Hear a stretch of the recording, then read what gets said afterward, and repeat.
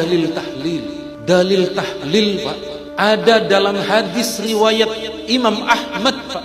Saat itu ada seorang sahabat bernama Jabir, beliau ini bercerita, Pak. Kharajna ma'a Rasulillah sallallahu alaihi wasallam yauman ala Sa'd bin Mu'adz hina tuwfi. Kami para sahabat dengan Rasulullah mendatangi jenazahnya Sa'ad bin Mu'adz ketika beliau meninggal dunia. Falamma shalla alaihi Rasulullah, kemudian setelah Rasulullah melakukan salat jenazah, Nabi juga datang ke pemakamannya. Dan setelah tanah kubur itu ditutup, Pak, di dekat makam itu kemudian Nabi membaca tasbih. Sabbaha Rasulullah sallallahu alaihi wasallam tawilan. Nabi membaca tasbih sangat lama. Fasabbahna, kemudian kami para sahabat ikut membaca tasbih bersama dengan Nabi. Summa kabbara fakabbarna, kemudian Nabi pun membaca takbir. Kami para sahabat ikut membaca takbir bersama dengan Nabi. Dalam riwayat Imam Al-Hannad dalam kitab Az-Zuhud, Pak, ada redaksi faja'ala yukabbiru wa yuhallil wa yusabbih. Di dekat makam itu Rasulullah membaca takbir, Rasulullah membaca tahlil, dan Rasulullah membaca tasbih. Ada redaksi itu. Kemudian setelah kejadian ini sahabat bertanya, mengapa engkau di makam ini membaca tasbih dan membaca takbir? Dalam riwayat Al-Hannad, mengapa pula engkau membaca tahlil? Nabi menjawab, baru saja kuburan orang yang soleh ini tanahnya menyempit. Tanahnya kemudian dua lempeng itu bergerak ketika hampir kemudian meremukkan jasad dari sahabat Sa'ad bin Mu'adz. Nabi membaca tasbih, Nabi membaca tahlil, Nabi membaca takbir, hatta farrajahullahu azza wa jalla an, hingga kemudian kubur itu oleh Allah dilebarkan kembali. Berdasarkan hadis ini, Pak, ini hadisnya hadis hasan, Pak. Hadis hasan itu hampir sama dengan hadis sahih, boleh dijadikan dalil dan bisa dijadikan hujjah. Bacaan itu sampai kepada ahli kubur, yakni Sa'ad bin Mu'adz. Sebab andaikan tidak sampai, Pak, maka kuburan itu kemudian benar-benar menyatu, maka remuklah jasad di alam kubur itu. Tetapi ternyata di dalam hadis ini Allah lebarkan kembali. Sehingga kenapa ulama Syafi'iyah kita menganjurkan tahlilan, agar kemudian keluarga kita yang di alam kubur oleh Allah dijauhkan dari fitnatul qabr, oleh Allah kemudian diselamatkan di alam kuburnya. Assalamualaikum warahmatullahi wabarakatuh, Ustadz. Afwan, tapi ini di luar tema. Saya kan pengajar TPA. Jadi di TPA itu diajarkan syair yang mengenai kidam, wujud, bako, mukhalafatu lil hawadisi, dan seterusnya. Gimana, Ustadz? Apakah saya ikut mengajarkan atau tidak? Tidak usah. Tidak usah. Firanda ya, tatkala dia mengatakan bahwa sifat 20 ini tidak usah diajarkan, ini bisa diperdalam sebetulnya. Apa sih yang dia maksud tidak usah dijelaskan itu? Karena kalau yang dimaksud oleh dia itu adalah sifat 20, tidak usah dijelaskan karena dia sesat, ya, maka dia sudah kafir. Sudah kafir sudah. Ya. Ini mah saya mah bilang keras aja lah, emang saya bukan mufti ya, tapi kalau memang demikian adanya itu sudah kafir. Kenapa? Karena sifat 20 itu wujud, kidam, bako, mukhalafalil hawadith, qiyamu binafsi, wadaniyat, kudrah, irodah, ilmu, hayat, sama basar, kalam, qadirun, murid, dan aliman, hayat, sami'an, basirun, mutakaliman. Itu kalau dikatakan Allah tidak wujud, sudah kafir sudah ya. Itu sedari awal. Kalau menolak sifat 20 sedari awal itu sudah kafir. Menolak satu sifat saja yang paling awal tuh wujud, sudah keluar dari Islam itu. Ya kalau wujud sudah dinafikan, apalagi kidam, kalau itu kan lazim ya. Jadi lazim dari wajibul wujud itu ya kidam wal baqo. Begitu. Kemudian lazim dari wajibul wujud apa kesananya? Mukhalafalil hawadis. Itu kan kalau di dalam kitab-kitab fikih, kitab-kitab kalam banyak yang menyebutkan sebetulnya untuk orang yang cerdas, kidam baqo mukhalafalil hawadis itu tidak usah dibahas. Kenapa demikian? Karena itu kan sudah lazim dari wajibul wujud. Nah, Syekh Nawawi itu membahas karena bodoh di dalam tauhid itu khatrun azim, ya, bodohnya yang sedikit itu bisa celaka yang banyak. Bodohnya sedikit di dalam ilmu tauhid, tapi celakanya bisa banyak. Nah, akhirnya karena orang tidak semua orang itu secerdas para ulama, akhirnya dijelaskanlah perkara-perkara secara rinci, secara tafsili begitu. Nah itu kalau misalkan Firanda itu mengatakan ini tidak usah diajarkan karena menganggap ini sesat, itu sudah kafir. Apakah sholawat badar termasuk sesuatu yang termasuk sholawat yang tidak diajarkan Rasulullah, dan semua sholawat yang tidak diajarkan Rasulullah apa? Bid'ah.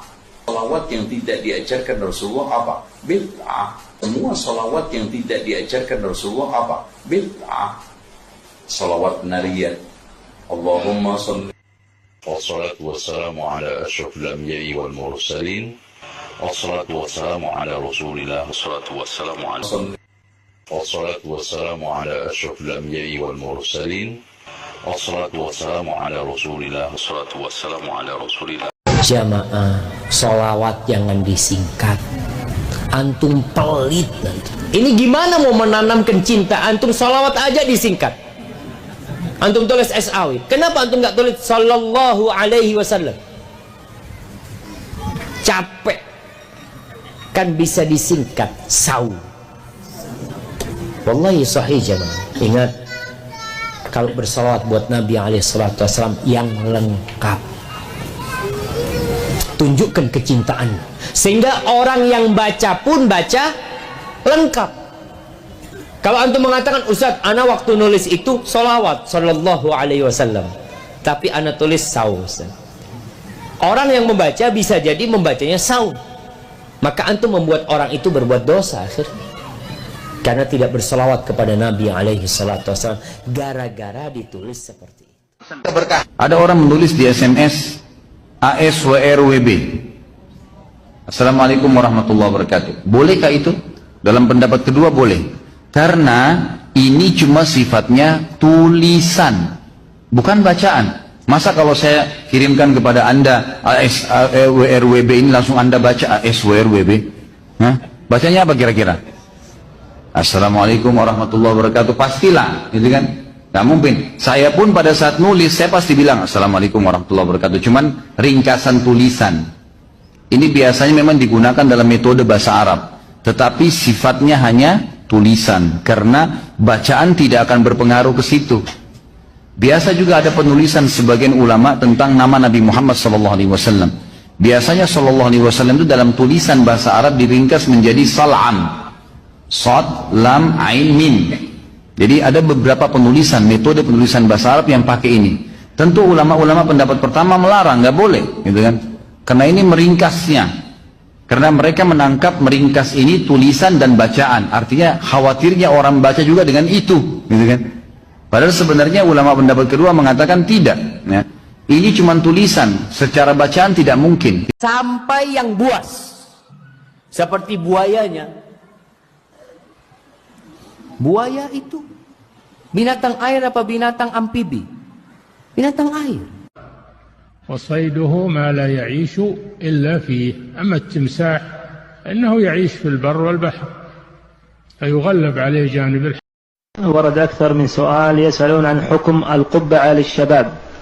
القبعة من لباس الكفار، ما يجوز لبسها للمسلمين لأنها من لباس الكفار، وفي لبسها تشبه بالكفار. قد قال صلى الله عليه وسلم من تشبه بقوم فهو منهم، ففي لبسها تشبه بالكفار لأنها من لباسهم. Ini parah nih.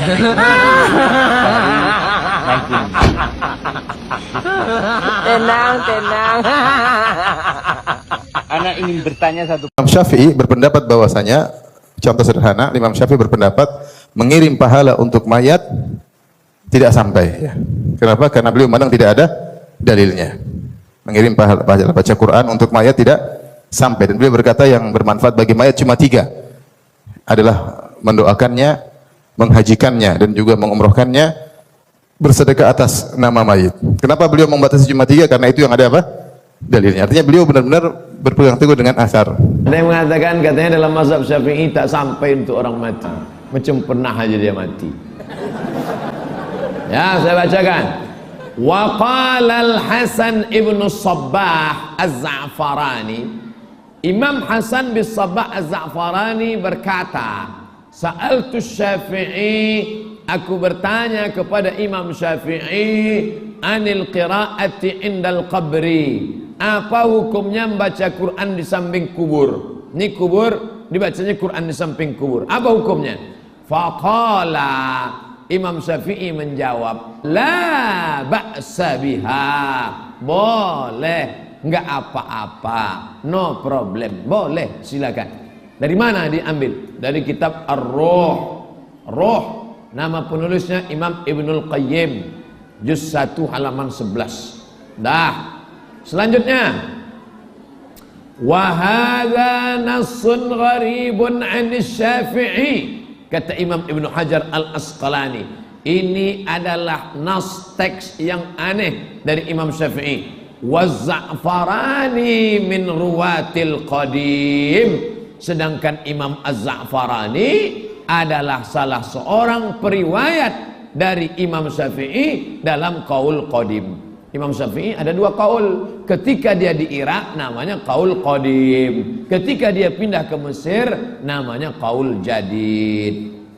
Nah, sedangkan Imam Za'farani itu salah satu periwayat Imam Syafi'i dari qaul qadim. Wa huwa thiqatun, thiqah, dia periwayat yang terpercaya. Kalau ada nanti orang menyebut thiqah, thiqah itu apa artinya?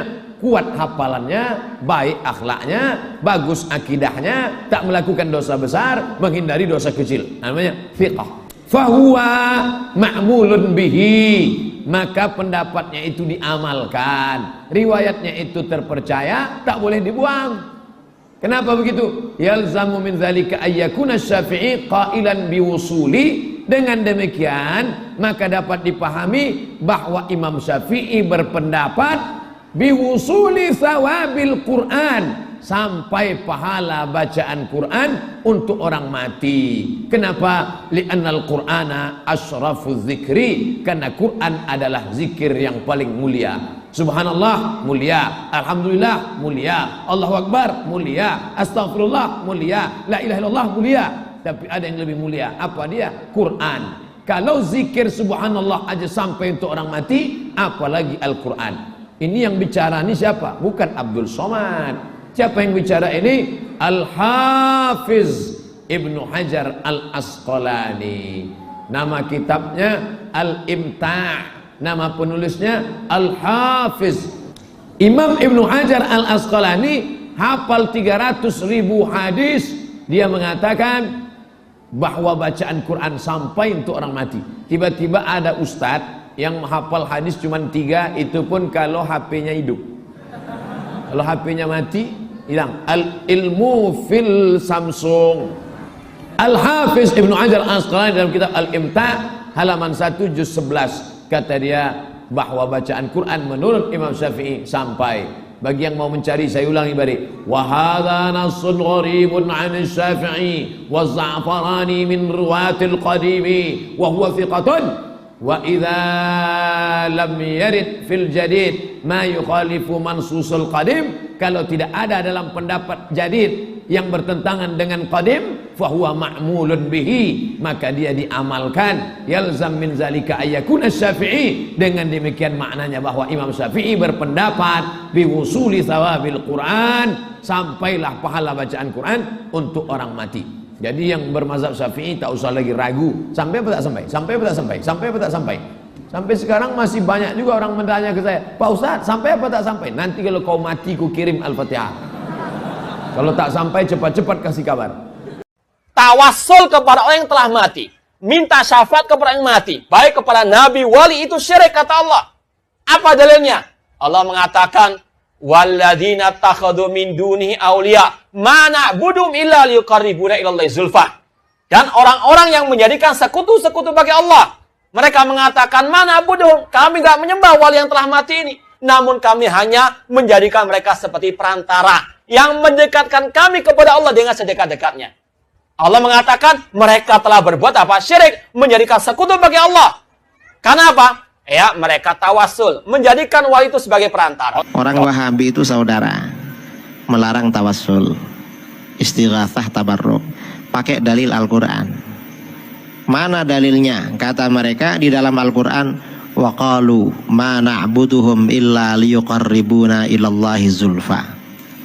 Orang-orang musyrik yang menyembah berhala ketika ditanya, hai orang musyrik, kenapa kalian menyembah patung-patung, batu-batu yang kamu pahat sendiri, berhala-berhala? Apa kata orang musyrik? Ma na'buduhum, kami tidak menyembah berhala-berhala itu kecuali agar berhala-berhala itu mendekatkan kami kepada Allah sedekat-dekatnya. Lalu bagaimana orang musyrik menyembah berhala? Ini kan orang musyrik. Lalu ayat ini oleh orang Wahabi diterapkan kepada saudaranya yang beriman, yang bertawassul, bertabarruk dengan para nabi dan wali. Nah itu tetangga-tetangga kita yang bertawassul dengan nabi dan wali, kan biar dekat pada Allah itu. Apa bedanya dengan orang musyrik yang menyembah batu? Ya beda. Cuma dia si Wahabi ini gak bisa membedakan. Bedanya apa? Kalau orang musyrik memang menyembah batu, beribadah kepada batu. Tetapi kalau orang Islam yang bertawassul, ibadahnya kepada Allah. Para nabi, para wali dalam tawassul itu hanya dijadikan wasilah, bukan disembah. Sesuai dengan firman Allah, ya ayyuhalladzina amanuttaqullaha wabtaghu ilaihil wasilah. Hai orang-orang yang beriman, takutlah kamu kepada Allah dan carilah wasilah perantara kepada Allah. Itu kan wasilah. Kalau orang musyrik memang menyembah, beribadah, menyembah gak boleh, hatta kepada nabi, kepada wali gak boleh. Nah kita ini bertawassul gak menyembah kepada nabi, kepada wali gak menyembah. Cuma orang-orang orang-orang Wahabi ini salah faham, dan sengaja memang mereka salah faham. Ini namanya jidalul munafik bil Quran. Orang munafik bersilat lidah dengan Al-Quran. Siapa Syekh Abdul Qadir Jailani? Syekh Abdul Qadir Jailani adalah salah satu dari ulama dari kalangan mazhab Hambali. Abdul Qadir Jailani rahimahullah adalah seorang ulama bermazhab Hanafiyah. Ulama dari kalangan mazhab Hambali. Syekh Abdul Qadir Jailani itu adalah ulama besar dari mazhab Hanafiyah. Dari kalangan mazhab Hambali. Hanafiyah ya. Hambali.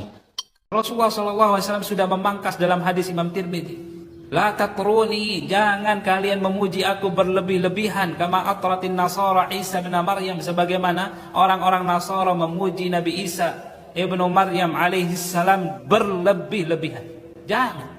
Sudah dalam Al-Quran sudah dipangkas, di dalam hadis sudah diupayakan dipangkas oleh Rasulullah SAW supaya kita ini tidak memuji beliau berlebih-lebihan. Kalau ada orang yang melarang kita memuji Nabi Muhammad dengan dalil hadis Nabi Muhammad, la tutruni kama atrun Nasara Isa bin Maryam. Ini dalil bagi orang yang anti memuji Nabi Muhammad. Ini ada dalilnya nih, larangan dari Nabi Muhammad nih, la tutruni, jangan puji-puji aku. Bagaimana ini? Memang benar. Ini adalah hadis Nabi Muhammad SAW, larangan memuji Nabi Muhammad. Cuma Anda gagal faham. Kenapa? Jangan diputus itu hadis. Lanjutkan. La tutruni kama atrun Nasara Isa bin Maryam. Jangan puji-puji aku. Sebagaimana. Ini batasannya. Ini batasan larangan Nabi Muhammad. Sebagaimana orang Nasara memuji Nabi Isa. Bagaimana pujian orang Nasara kepada Nabi Isa? Menuhankan.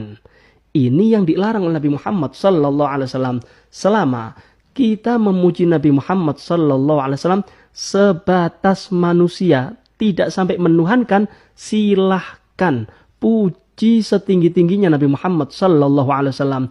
Memang makhluk yang pantas dipuji Nabi Muhammad. Nabi Muhammad ganteng, ya. Nabi Muhammad pemberani, ya. Nabi Muhammad seperti matahari, ya. Nabi Muhammad seperti rembulan, iya. Memang benar. Kita memuji Nabi Muhammad SAW bukan bohong. Memang sesuai dengan kenyataannya. Jadi kalau kita memuji Nabi Muhammad kekurangan bahasa. Jangan dilarang. Bahkan kita ini kekurangan bahasa. Untuk meluapkan bagaimana keindahan Nabi Muhammad SAW. Ingat ya, silahkan Anda puji. Sandarkan kepada Nabi Muhammad apapun daripada kebaikan. Silahkan Anda puji setinggi-tingginya Nabi Muhammad. Selama Anda tidak menuhankan, monggo, sah-sah saja. Jangan pernah ada yang cium tangan teman-teman sekalian kalau sama saya pribadi. Banyak ikhwan yang datang mau salaman. Jangan tunduk. Tunduk hanya untuk Allah kalau salaman sama saya. Mulia antum seorang manusia muslim. Tak boleh. Gitu. Ini jangan tunduk. Tunduk hanya untuk Allah kalau salaman sama saya. Mulia antum seorang manusia muslim. Tak boleh. Tak boleh. Gitu. Tak boleh. Gitu. Ini enggak. Buat seperti harus dikultus, harus dihormati, harus segala macam. Dari mana ini? Tak boleh semua dalam Islam. Gitu kan? Akhirnya Ibnu Rushd, Ibnu Taimiyah dan para ulama menjelaskan, Imam Ahmad juga menjelaskan bahwasanya Allah Subhanahu wa taala di luar alam. Kalau kita bayangkan alam, jangan antum bayangkan, jadi alam itu apa? Alam itu selain Allah, ya kan? Allah dulu sendirian, kemudian Allah menciptakan apa? Alam.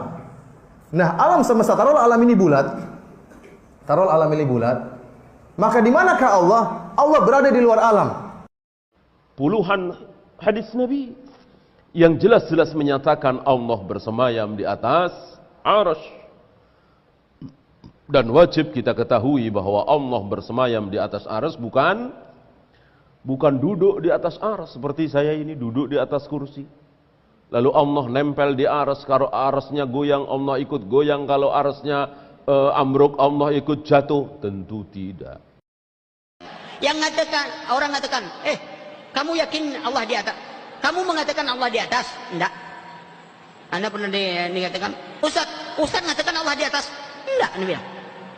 Itu ngomong, Anda tak pernah mengatakan Allah di atas. Allah yang mengatakan dia di atas. Anda mengimani Allah di atas. Karena yang mengatakan Allah di atas itu Allah, bukan Anda. Antum salah paham. Buat tuduhan aja Anda bilang.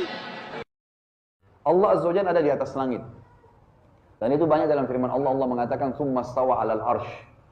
Allah Subhanahu wa taala bersemayam di atas arsy-Nya, dan arsy-Nya ada di atas. Lalu kata Nabi SAW kepada budak wanita itu, "Di mana Allah?" Pertanyaannya itu.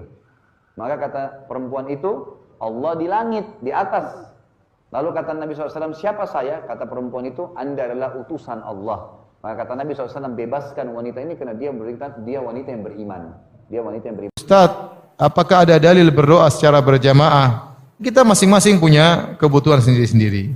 Yang diajarkan oleh Nabi adalah doa sendiri-sendiri. Bismillahirrahmanirrahim. Alhamdulillah, salatu wassalamu ala Rasulillah. Allahumma salli ala Muhammad wa ala ali Muhammad kama shallaita ala Ibrahim wa ala ali Ibrahim innaka Hamidum Majid. Wa barik ala Muhammad wa ala ali Muhammad kama barakta ala Ibrahim wa ala ali Ibrahim innaka Hamidum Majid. Allahumma ighfir lil muslimina wal muslimat wal mu'minina wal mu'minat al ahya'i minhum wal amwat innaka sami'un qarib mujibud da'wat wa qadi al hajat. Allahumma taqabbal minna siyamana wa salatana wa qira'atana. Allahumma rabbana zalamna anfusana wa illam taghfir lana wa tarhamna lanakunanna minal khasirin. Allahumma ati nufusana taqwaha wa zakkiha anta khairu man zakkaha anta waliyuha maulaha. Allahumma inna nas'aluka al-huda wat-tuqa wal-afafa wal-ghina. Allahumma inna nas'aluka al-jannah wa ma qaraba ilayha min qawlin wa amal wa na'udzu bika minan nar wa ma qaraba ilayha min qawl. Teman anak ada yang bilang mazhab Syafi'i membagi bid'ah menjadi dua. Ada bid'ah hasanah dan maulid itu termasuk bid'ah hasanah. Jadi tidak apa-apa jika dikerjakan karena masih ibadah. Bagaimana menurut Ustaz dan apa saja itu bid'ah? Bid'ah itu kan Nabi jelasin dalam hadis yang jelas. Kata Nabi SAW, yang jelas hadisnya, kullu bid'atin dhalalah wa kullu finnar, gitu kan? Kata Nabi SAW, semua bid'ah itu akan membawa pada kesesatan dan kesesatan akan membawa ke dalam api neraka. Berapa banyak subhanallah orang-orang yang melakukan maulid Nabi SAW, gitu kan? Katanya bentuk cinta dengan Nabi SAW. Coba lihat kehidupan sehari-hari. Jalani enggak sunnah Nabi SAW. Dan banyak sekali hal yang termasuk subhanallah pelanggaran. Karena yang paling penting Nabi SAW tidak pernah merayakannya, tidak pernah melakukan itu, gitu kan? Itu yang paling penting. Maka kita sebagai pengikut sejati beliau tidak melakukannya juga. Kan ulama mengkategorikan bid'ah ada dua, bid'ah hasanah. Pertanyaannya Ustaz, kan Rasul bersabda kullu bid'atin dhalalah. Kullu bid'atin dhalalah wa kullu dhalalatin finnar.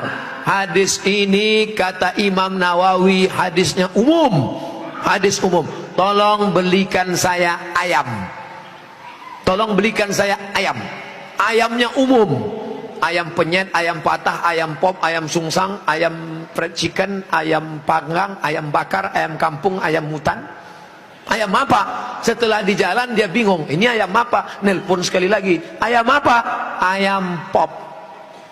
Maka yang pertama tadi umum dikhususkan oleh yang kedua. Begitu juga kata Imam Nawawi yang mensyarah hadis Sahih Muslim, kullu bid'atin dhalalah, semua yang bid'ah itu sesat, umum. Tapi kemudian dikhususkan oleh hadis, man sanna fil islami sunnatan hasanatan, siapa yang membuat tradisi yang baik, falahu ajruha, dia dapat pahalanya, wa ajru man amila biha, dan orang lain yang melakukannya selama tidak bertentangan dengan Quran dan Sunnah. Nah, sekarang ada orang mendefinisikan bid'ah hanya dengan 5 jari. Kalau tidak dilakukan Nabi, bid'ah. Kalau sudah bid'ah, masuk neraka. Kalau begitu pembahasannya, nanti kamu bisa memasukkan sahabat Nabi dalam neraka. Contohnya, ada sahabat Nabi yang sholat dari isya sampai subuh ayatnya kul huwallah, walil maghdubi alaihim waladdallin, amin, kul huwallahu ahad Allahu samad. Rakaat kedua kul huwallahu ahad Allahu samad. Rakaat berikutnya kul huwallahu ahad Allahu samad. Rakaat berikutnya kul huwallah. Itu pernah enggak dibuat Nabi? Enggak pernah. Kalau dipakai definisi, kalau enggak dibuat Nabi bid'ah, berarti sholat pakai kul huwallah dari isya sampai subuh bid'ah, masuk neraka. Nama sahabat Nabi yang sholat begitu siapa? Qatadah bin Nu'man dalam kitab hadis Musnad Ahmad bin Hambal. Tapi perbuatan itu dibenarkan Nabi, sunnah takririyah. Oke, itu Nabi masih hidup. Bagaimana dengan Abu Hurairah?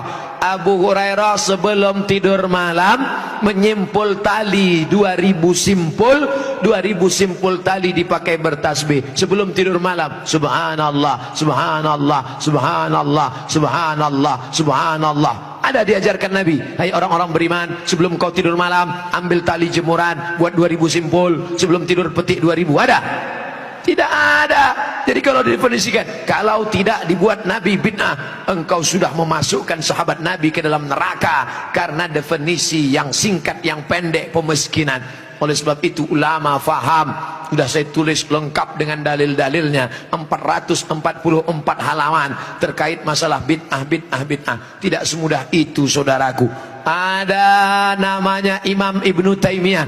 Imam Ibnu Taimiyah kalau selesai sholat subuh, dia tidak keluar masjid, dia melihat ke atas, membaca Al-Fatihah sampai terbit matahari. Bismillahirrahmanirrahim, alhamdulillah rabbil alamin, arrahmanirrahim, maliki yaumiddin, iyyaka na'budu wa iyyaka nasta'in, sampai terbit matahari. Itu tidak pernah dilakukan Nabi. Kalau dipakai definisi, kalau tidak dilakukan Nabi bid'ah, berarti Ibnu Taimiyah sudah membuat bid'ah karena membaca Al-Fatihah dari sejak sholat subuh sampai terbit matahari. Maka jangan katakan bid'ah kalau tidak dibuat Nabi bid'ah.